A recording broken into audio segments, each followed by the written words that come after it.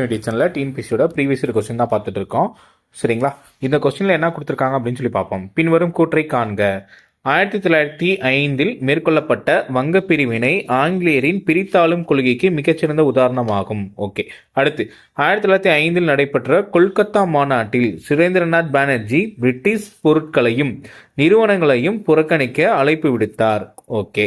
அடுத்து 1905 ஆகஸ்ட் 7 கொல்கத்தா நகர் அரங்கில் நடைபெற்ற கூட்டத்தில் சுதேசி இயக்கம் குறித்து முறையான அறிவிப்பு வழங்கப்பட்டது.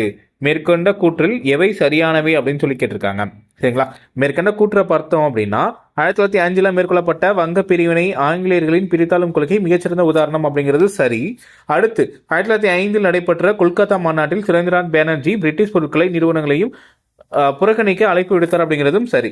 அடுத்து 1905 ஆகஸ்ட் 7 கொல்கத்தா நகரில் நடைபெற்ற கூட்டத்தில் சுதேசி இயக்கம் குறித்து முறையான அறிவிப்பு வழங்கப்பட்டது. இதுவும் சரி.